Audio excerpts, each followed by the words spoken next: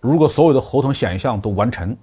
五角大楼预计 F-22的升级工作将在2031年10月31号完成。这已经是 F-22服役26年之后的事了。然后 F-22还将继续服役10几年。但是从升级的项目来看呢， F-22升级之后也无法与我军的歼20相抗衡。各位网友大家好，欢迎来到包明说。这期话题我们说一说美国空军为什么痛下决心咬牙拿出108亿美元来升级 F-22战斗机。根据美国防务新闻网站的报道美国空军授予洛克希德马丁公司一份价值109亿美元的合同，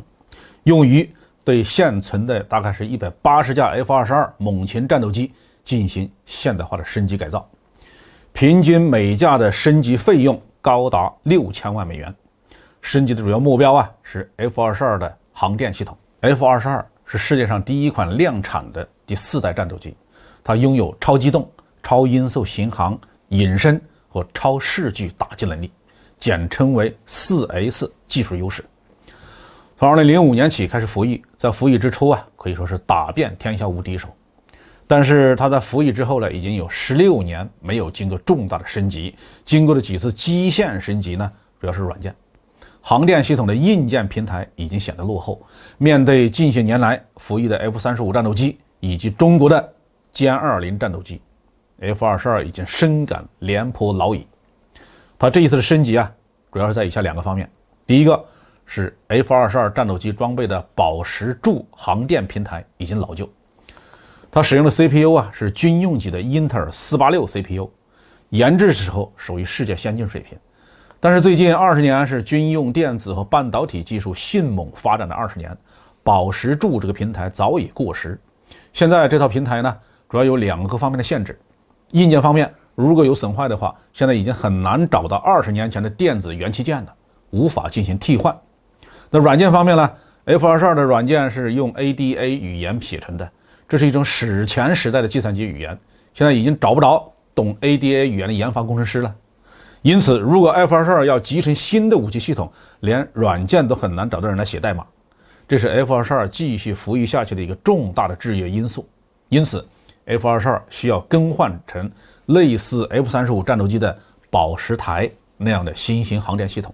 模块化、可扩展，使用商用的 CPU 和操作系统，并且使用 C 语言来进行开发。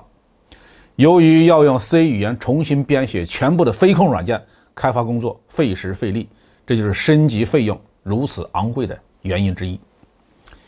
第二个方面呢，是 F-22的数据链已经落后。在研制的时候， F-22只装备了不具备低可探测性的低速 Link 16数据链和低可探测性的编队内飞行数据链 IFDL， 与目前 F-35战斗机装备的多功能高级数据链 MADL 是不兼容，无法互通。这导致美国空军被迫使用一个叫 XCO58A 的无人机作为 F-22与其他战机通信的数据中继平台，但这只能是一个临时的方案没有先进的数据链， F-22就无法适应未来网络化空战的需要。因此呢，数据链极有可能也是这一次 F-22升级的一个重点。另外F-22还有一些无法升级的项目，比如说 F-35战斗机和我军歼20战斗机都装备的有光电瞄准系统 EOTS 和光电分布式孔径系统 EODAS。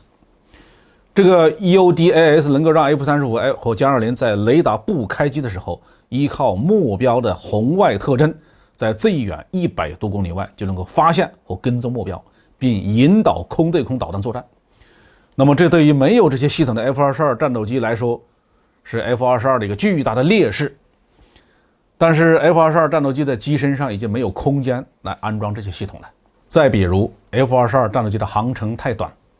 F-22在设计的时候设想的作战背景是在欧洲的上空与前苏联的战斗机作战，因此不需要大航程，这导致了 F-22的内油作战半径只有大约850公里。这不但远远的比不上我军的歼20战斗机，甚至还不如 F-35A 和 C 型。如果依靠外挂的副油箱，或者是依靠空中加油来增大航程，那将在特定的时间区间内失去它的隐形能力。在对抗激烈的西太平洋地区F-22根本无法与我军的歼20战斗机抗衡。根据美国媒体的报道，如果所有的合同选项都完成，五角大楼预计 F-22的升级工作将在2031年10月31号完成。这已经是 F-22服役26年之后的事了。然后 F-22还将继续服役10几年。但是从升级的项目来看呢，F-22升级之后也无法与我军的歼20相抗衡。当然，前提条件是我们的歼20要装备涡扇15发动机，这个是不会有什么问题的。如果美国想要继续保持空中优势，就得赶快研发第5代战斗机。那在第5代战斗机的研发上面，中国比美国并落后不了多少，这就是美国非常尴尬的地方。